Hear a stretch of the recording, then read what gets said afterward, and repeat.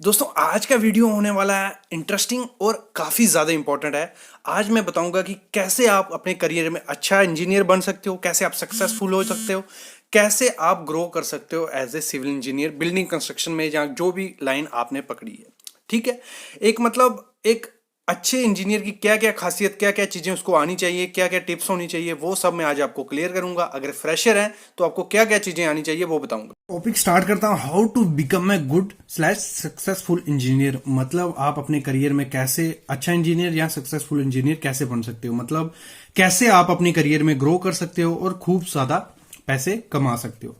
तो सबसे पहले क्या होता है, मतलब एक अच्छे इंजीनियर की पहचान कहाँ से होती है और उसको क्या क्या चीजें आनी चाहिए। पहले मैं स्टार्ट करता हूँ टेक्निकल टर्म से।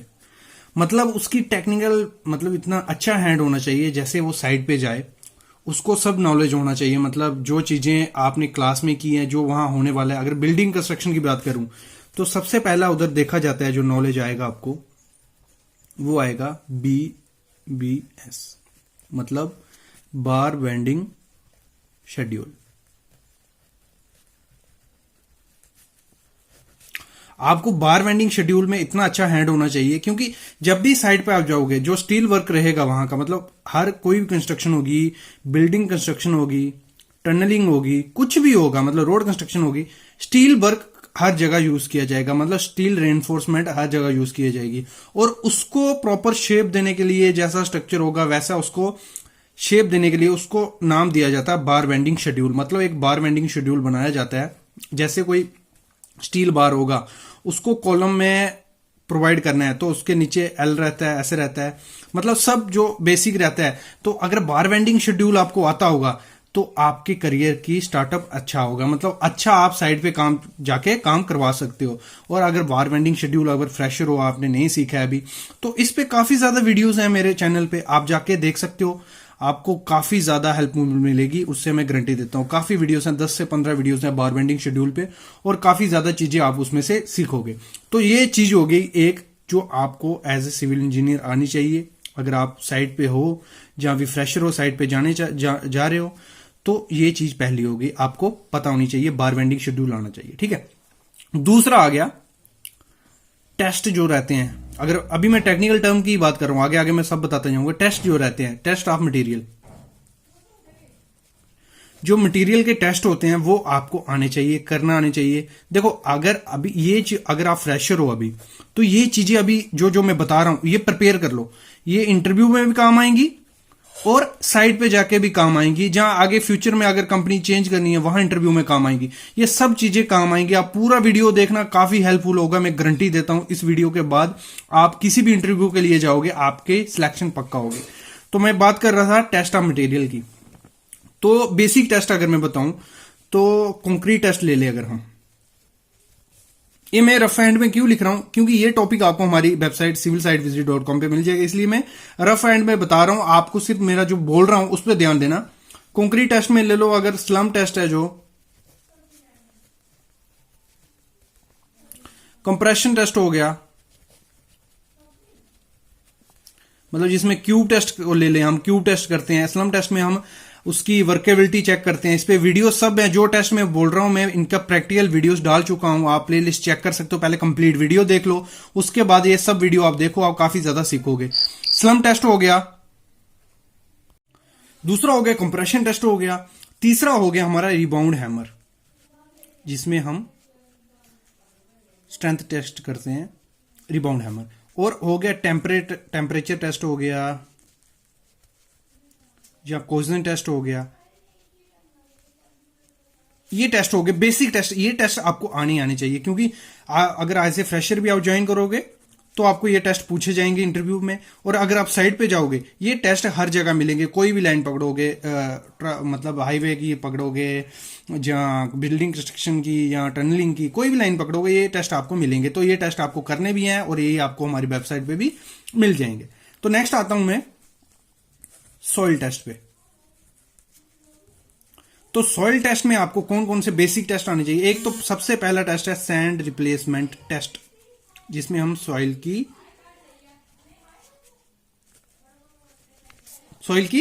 स्ट्रेंथ चेक करते हैं, उसकी क्वालिटी चेक करते हैं, ये चीजें चेक करते हैं। दूसरा हो गया कोर कटर, इसमें भी हम कॉम्पैक्शन चेक करते हैं, इसमें भी हम कॉम्पैक्शन चेक करते हैं।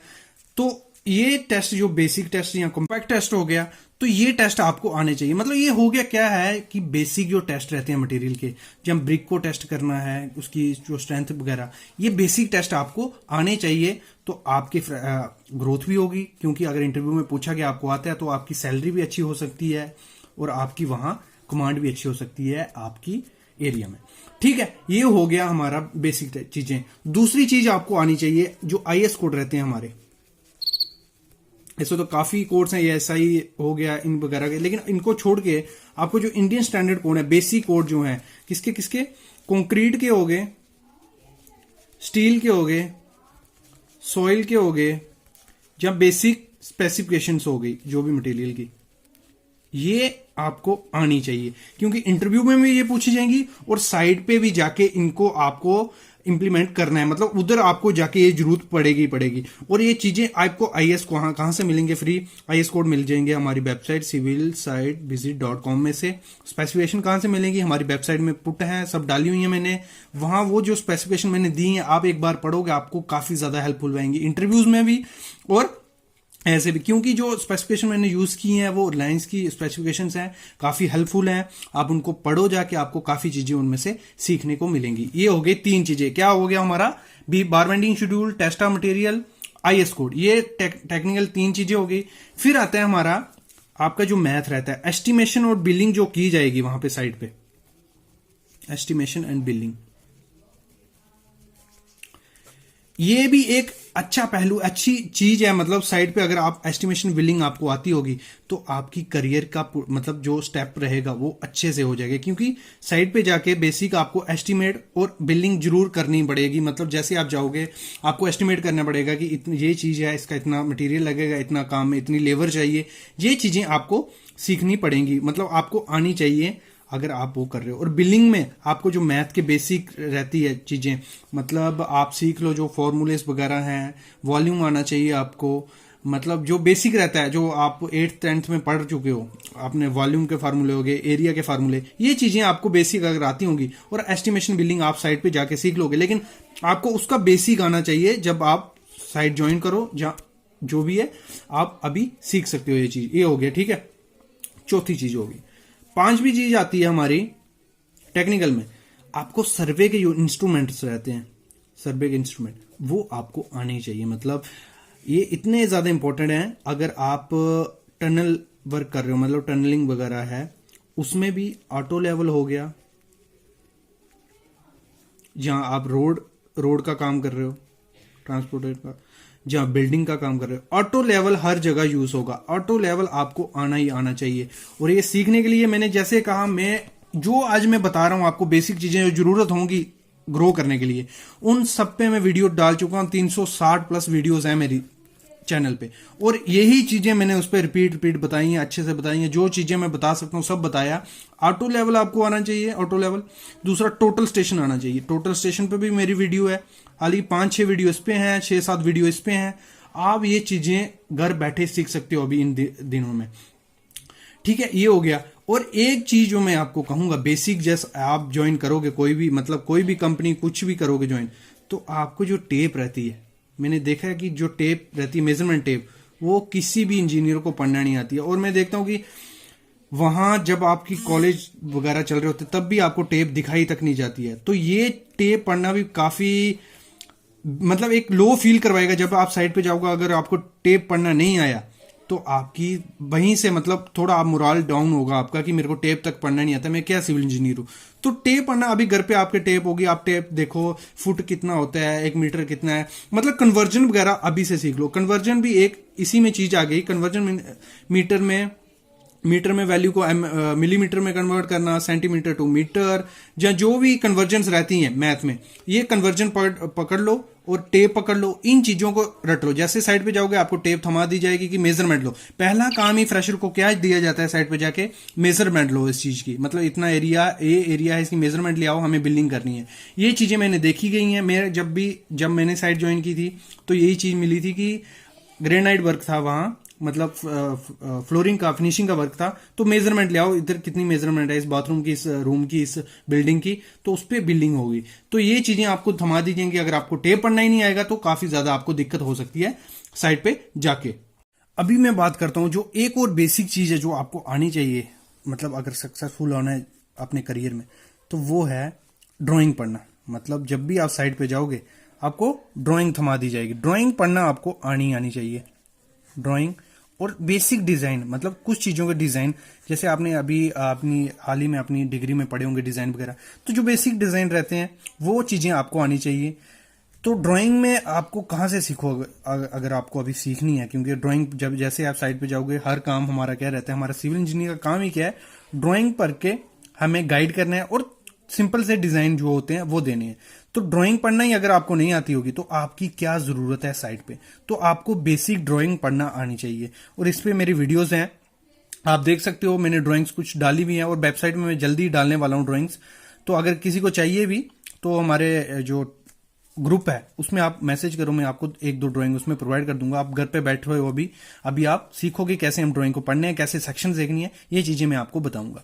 और जो 3-4 लेसन में डाल चुका हूं ड्राइंग कैसे पढ़ते हैं वो आप देख सकते हो। ये हो गया हमारा टेक्निकल, कि टेक्निकल में आपको क्या क्या चीजें आनी चाहिए। अगर ये चीजें आती होंगी आपको तो आप ग्रो भी कर सकते हो, और अगर फ्रेशर हो तो एंट्री भी कर सकते हो किसी भी कंपनी में इंटरव्यू देके, क्योंकि ये चीजें आपको आती होंगी। तो बस यही चीजें बिल्डिंग में भी चाहिए, टनलिंग में भी एज ए फ्रेशर उनको चाहिए। और इससे आप अगर ये चीजें आपको इंटरव्यू में पूछी जाएंगी, आप बता दोगे, तो आपका अच्छी सैलरी भी हो सकती है। ठीक है, अभी बात करते हैं हम दूसरी चीज जो अभी कंपनी में है या जो अभी ज्वाइन करेंगे। तो देखो क्या है, प्रोजेक्ट मैनेजमेंट। अगर जिसको प्रोजेक्ट मैनेजमेंट आती है तो उसके ग्रो करने के चांसेस इतने ज्यादा हैं कि आप सोच नहीं सकते। मतलब हर कंपनी में क्या चाहिए, बंदा ऐसा होना चाहिए जिसको टाइम मैनेजमेंट आनी चाहिए। कोई भी काम है उसको टाइम पे कंप्लीट कर दे, ठीक है, टाइम पे कंप्लीट कर दे।